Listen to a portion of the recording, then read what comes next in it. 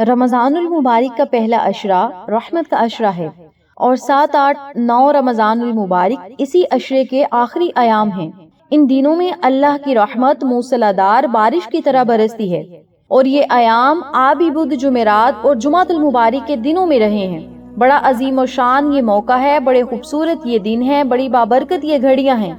رمضان المبارک کے ابتدائی 10 دن اللہ تعالیٰ کی خصوصی رحمت کے لیے مخصوص ہیں۔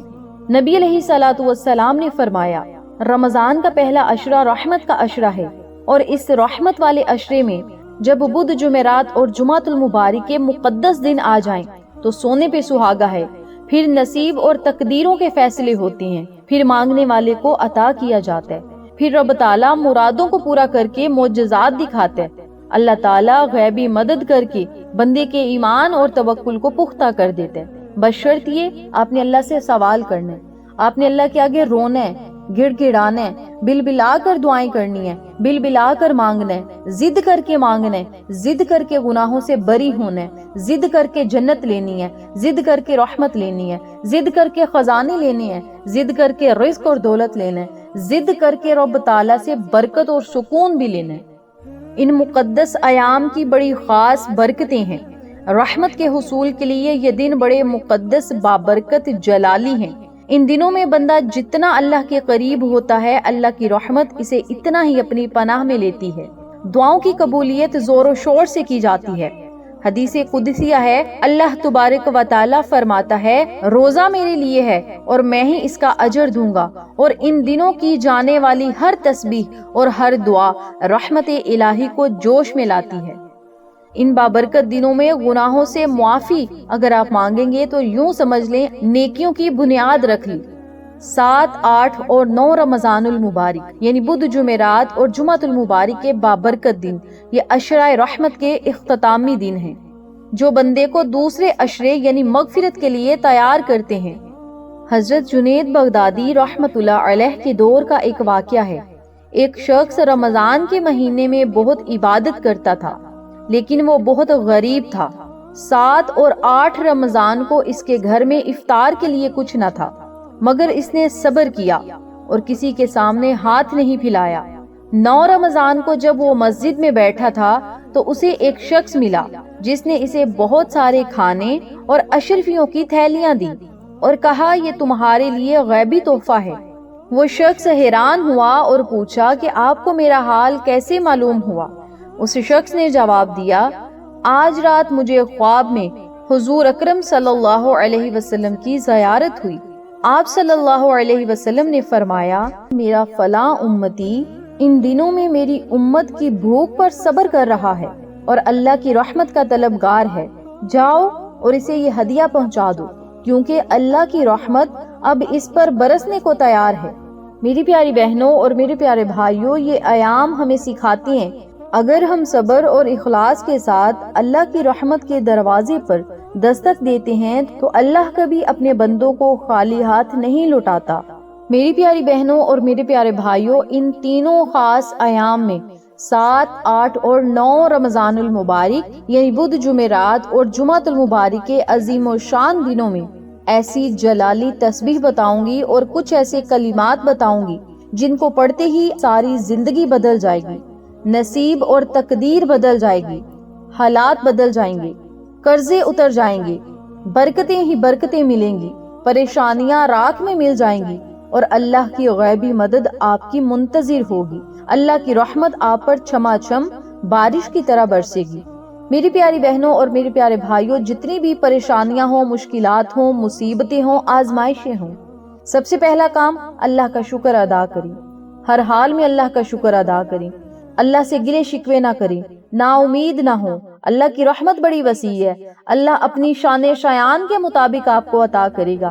اگر آپ صبر کریں گے، شکر کریں گے، واویلا نہیں مچائیں گے، گلے شکوے نہیں کریں گے، صبر کے ساتھ اللہ سے دعا کریں گے اور اللہ پر توکل رکھیں گے تو رب تعالیٰ دن دگنی رات چگنی ترقیاں عطا کرے گا۔ سب سے پہلا کام اور سب سے خوبصورت دعا، سب سے خوبصورت کلمات، یا حی یا قیوم برحمتی کا استغیث۔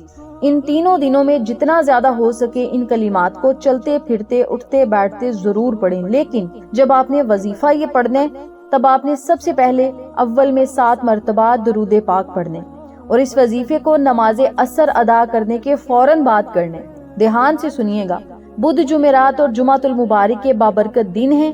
7، 8 اور 9 رمضان کی بابرکت تاریخ بھی ہے، تو ان بابرکت دنوں میں آپ نے نماز عصر ادا کرنے کے بعد اسی جگہ بیٹھ کر 7 مرتبہ درود پاک پڑھنے، 31 مرتبہ یا حی یا قیوم برحمتی کا استغیث، یا حی یا قیوم برحمتی کا استغیث صرف 31 مرتبہ پڑھنے۔ یہ دعا صرف الفاظ کی نہیں بلکہ عرش الہی کو ہلا دینے والی ایک پکار ہے۔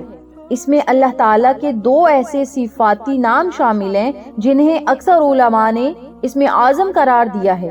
اس دعا کو آپ نے صرف 31 ٹائمز یعنی 31 مرتبہ ضرور پڑھنے۔ اس دعا کی مزید ڈیٹیل اگلی ویڈیو میں بتاؤں گی اور آپ کے ساتھ معجزاتی واقعہ بھی شیئر کروں گی۔ اور یہ کلمات نبوی دعا بھی ہے۔ ہمارے نبی علیہ الصلوۃ والسلام پر جب بھی کوئی سختی آتی، پریشانی آتی، مشکلات آتی تو نبی علیہ الصلوۃ والسلام انہی کلمات سے، اس دعا سے سہارا لیتی۔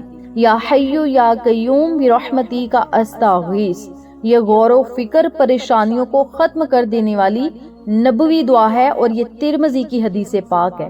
اس میں اعظم کا وسیلہ دے کر جب اللہ کے آگے ہاتھوں کو پھیلایا جائے تو رب تعالیٰ کبھی خالی ہاتھ نہیں لٹاتا۔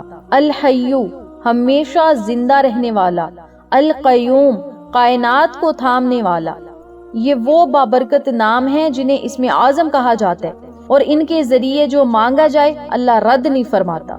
یہ دعا آپ ذہنی پریشانیوں کو ختم کرنے کے لیے، الجھنوں کو ختم کرنے کے لیے، سکون کے لیے، قرضوں کو ختم کرنے کے لیے، بگڑے کاموں کو بنانے کے لیے اور رب تعالیٰ کی حفاظت میں آنے کے لیے پڑھ سکتے ہیں۔ 33 مرتبہ سبحان اللہ سبحان اللہ سبحان اللہ کا ورد کریں اور 33 مرتبہ ہی استغفر اللہ استغفر اللہ استغفر اللہ کا ورد کریں۔ پھر 7 مرتبہ اللہ الصمد اللہ الصمد اللہ الصمد کا ورد کریں اور 3 مرتبہ یا ارحم الراحمین یا ارحم الراحمین ان کلمات کو پڑھیں۔ آخر میں پھر 7 مرتبہ درود پاک پڑھیں اور اللہ رب العزت سے خصوصی دعائیں کریں اور ان کلمات کی بدولت اللہ کے حضور اللہ کی رحمت کی بھیک مانگیں۔ انشاءاللہ آسمانوں سے فرشتوں کو رب تعالیٰ ضرور آپ کی مدد کے لیے اتارے گا اور ناممکن حالات کو ممکن میں بدل دے گا اور آپ کو فتح و کامیابی ضرور عطا کرے گا۔ میری پیاری بہنوں اور میرے پیارے بھائیوں، ایک بندہ جب ٹوٹے دل کے ساتھ یا حی یا قیوم برحمتی کا استغیث ان کلمات کو پڑھتا ہے تو آسمان کے فیصلے بھی بدل جاتے ہیں اور اللہ وہاں سے مدد بھیج دیتا ہے جہاں سے آپ نے کبھی گمان بھی نہ کیا ہو۔ میری پیاری بہنوں اور میرے پیارے بھائیوں، ان کلمات کو ان تینوں دنوں میں، بدھ، جمعرات اور جمعۃ المبارک کے ان بابرکت دنوں میں نماز عصر کے بعد اسی جگہ بیٹھ کر ضرور پڑھنے، سب کام چھوڑ کر اس ذکر پاک کو کریں اور اللہ رب العزت کی مدد کو آسمانوں سے اترتا ہوا آپ خود دیکھیں گے اور یقین کامل کے ساتھ یہ وظیفہ پڑھنے والے کے لیے آخرت میں بھی اللہ رب العزت انعامات اور معجزات رکھے گا۔ مزید اس دعا کے فوائد و فضائل اور معجزات انشاءاللہ اگلی ویڈیو میں بتاؤں گی۔